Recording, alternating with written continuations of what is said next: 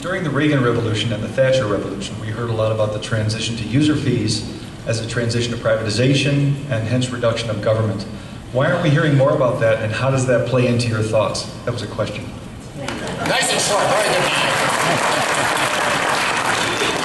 Anybody want to jump in, Steve? Well, in terms of privatization, we have the post office and other things that can be done here in the United States.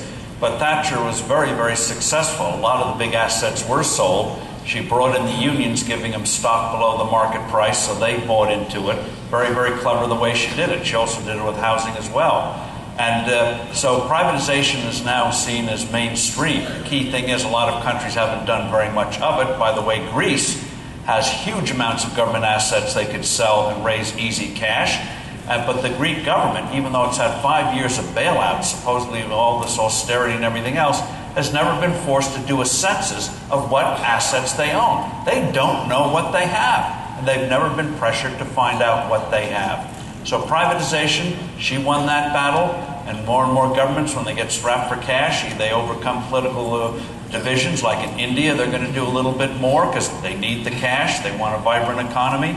So that battle we're winning, and she started it, and in a way that no one had thought of you could do real privatizations before. Steve, though, you need to feel sorry for Greece, because I wrote about this in my blog post this morning. The French government has sent an economic team to advise Greece. I now feel sorry for the Greeks. Grover, you wanted to add something? We tend to think that in the United States we don't have a lot to privatize because we don't own steel mills like Poland did. But we have a great deal of land and things of value under the land and things of value under the water. I wrote a book, End the IRS Before It Ends Us, and argues that we should go back to one of the ways we funded 10% of the country going into 1900 was selling off land, and then we stopped doing that. Well, now that we know what's under the ground more clearly than we did back then, the land's actually a heck of a lot more valuable to sell off, and you could take down a great deal of the national debt by selling off that material.